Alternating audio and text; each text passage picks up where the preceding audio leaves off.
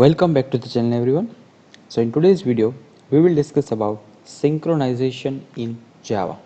Okay, so but before understanding the synchronization, let's first have a look on asynchronization. So let's begin.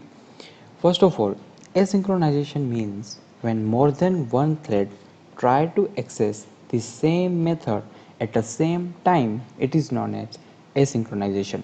Now let me give you an example of asynchronization.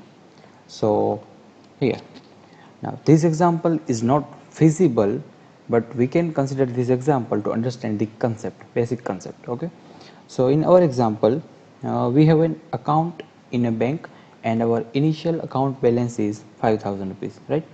So this process works on asynchronization, so that here we have two persons and this both the person arrives at the same time to withdraw the amount.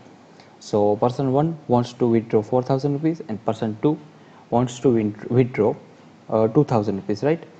But because both arise at the same time, it is difficult to decide that which person goes first to withdraw the amount. Now even if we decided, then output will be not correct. How? So let's assume person 1 arrives first and person 1 withdraws the 4,000 rupees. So now our balance is 1,000 rupees. But because person 2 also arrived at the same time with person 1, it will see the balance 5,000, not 1,000, even if it is updated. Okay, but person 2 are not able to see the current balance now. So it will see this 5,000 and it tries to withdraw the 2,000 rupees, which is not possible. So it will lead our balance in inconsistent state because our balance is not updated. That's why, because of this asynchronization process. Okay, so basically asynchronization leads the data into an inconsistent state, and in order to avoid that and resolve this problem, we use the concept of synchronization. Now the main concept, what is thread synchronization? So basically, in the simple words, thread synchronization means it allows only one thread to access a data at a time. Okay, and when one thread completes their execution, then another thread can access that data. So basically, in our example, this balance is our data. It is a shared data which is shared by two persons, right? So if we apply now concept of synchronization here, so we can assume that this person 1 and person 2 is now our two threads. Okay, and the concept of synchronization says only one thread can access the data at a time.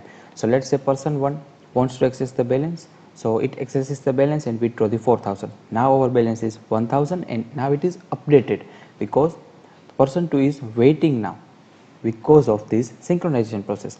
Now our balance is 1,000 and now person 2 tries to withdraw the 2,000, and because our balance is updated, person 2 gets an error which says insufficient balance. So now our data is in consistent state and our operation is successfully done. Okay, so that's the basic concept of synchronization, that only one thread can access this shared data at a time. Okay, so now let me show you a program of synchronization. So here we have a class synchronization and a main method. You can give any name to this class. Now let's create another class here. So create demo here, and let's say I want to print the 5 values, which is 1 2 3 4 5. Okay, so in order to do that, I have to create a method, and let's say I want to create show method, and to print 5 values we have to take loop here. So integer I equals to 1 and I is less than equals to 5 and I plus plus. Okay, now here we have to print the value of I because we want to print 1 2 3 4 5. So by printing this value, it will print 1 2 3 4 5. Now let's say I want to execute this show method using threads. What I mean by that, I mean I want that multiple threads can execute this show method, or this show method is executed by the thread, or in order to do that we have to create a thread. So let's create a thread. Okay, so sorry, here we have to create a thread class thread 1 extends thread class. Basically we have two ways to create a thread. One is extending the thread class and second is runnable. Here in this example I will show you the first way, which is extends thread. Okay, so first class is thread1 and let's create another class which is thread2 extends also thread. Okay, so now we have two threads and now we want to execute this show method of demo class by these threads. Okay, so in order to execute this show method we have to create the object of that class. So let's create object of demo class here, demo d, and we have to write run method in order to execute the thread. So within this run method we can call the method of show, we can call the method of demo class show. Okay, so that's how we can call the method, and we do the same thing with this second thread also. Okay, done. Now in the main method here we have to create the object of demo class d. Why we have to create the object of demo class in main method? Because in the thread class we have only declared the object, we have not initialized that object yet. Okay, so here in the main method we have to initialize that object also. So demo d equals to new demo, and now in order to execute the method run here we have to create the object of thread class also.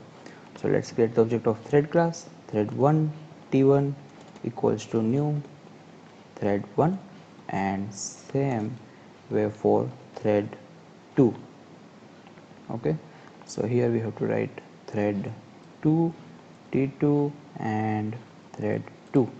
Okay, now in order to execute these run methods we have to call start method of thread, t1 dot start and t2 dot start. Okay, done. Now we have to do one thing here. By writing simply this code it will not going to execute this show method. Okay, so in order to execute that show method we have to do one more thing here, which is we have to pass the object in this class, because as you can see here we have only declared the object, right? So we have to initialize that object, so we have to use the constructor here, and within this constructor we have to accept the object of demo class. So write this dot d equals to d. Okay, so this dot d means we are talking about this d, and equals to d means we are talking about this argument d. Okay, and we have to do the same thing with this second thread also, here thread 2 and demo. And because we are accepting the argument of object argument, so we have to pass this object also. So pass d and d here, because we are accepting the argument in this constructor, so we have to also pass the argument in this initialization step. Okay, now we have pretty much completed the program. Now we have to do one thing here, which is let's provide the sleep method here. Okay, so write try catch block and let's write thread dot sleep for, let's say, 500 millisecond. Okay, so catch and exception e, done. Okay, so let me quickly revise the code. What we have done, first of all our program execution start with main method. Okay, so let's begin with main method. First of all we have created the object of demo class here, and then we have created the object of these two threads, and we have passed the object as an argument, and because we have passed the object as an argument we have to accept that argument here.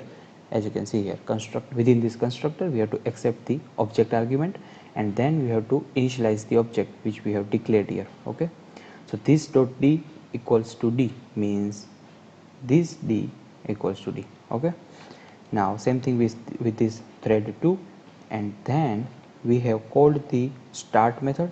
So internally it will call the run method of thread. So t1 dot start means it will call the run method of thread 1, and t2 dot start means it will call the run method of thread 2.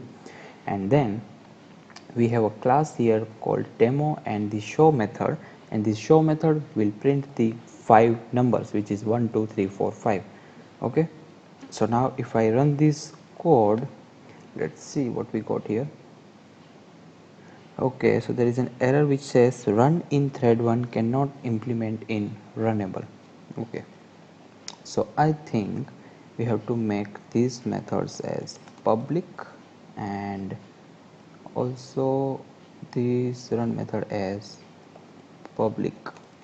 Okay, so if I run the code now, okay, so we got the output, but as you can see in Java, by default all the threads executed asynchronously. So as you can see, it prints 1 1 2 2 3 3 4 4 5 5. It means this one belongs to thread 1 and this next one belongs to thread 2. It means thread 2 is not waiting for thread 1 to complete their entire task. Okay, so it is executing in asynchronous manner and we don't want that. What we want that when thread 1 is executing the show method, thread 2 needs to wait for thread 1. So in order to do that, we have to just make a simple change here. We have to use the synchronized keyword in order to use the concept of synchronization. So we have to use, or we have to specify here synchronized. So this keyword will convert this method into a synchronized method, and now our thread will execute it in synchronized manner. So if I run the code now, as you can see, it prints 1 2 3 4 5 and 1 2 3 4 5. So this first 1 2 3 4 5 is belongs to thread 1 and this second 1 2 3 4 5 belongs to thread 2. So now we can say our program is perfectly runs on synchronized manner. Okay, because thread 1 completes their execution and then thread 2 completes their execution. So at a time only one thread are accessing or is accessing this show method. Okay, so this is all about the synchronization. So if you have any doubt in today's video, you can ask me in the comment section below, and if you do like the video, please hit the like button and please subscribe to our channel. And also if you want to learn another languages like PHP and Python, then we also have the tutorials on that languages, so please go and check out our channel playlist to learn the other languages also. Okay, so that's it for this video.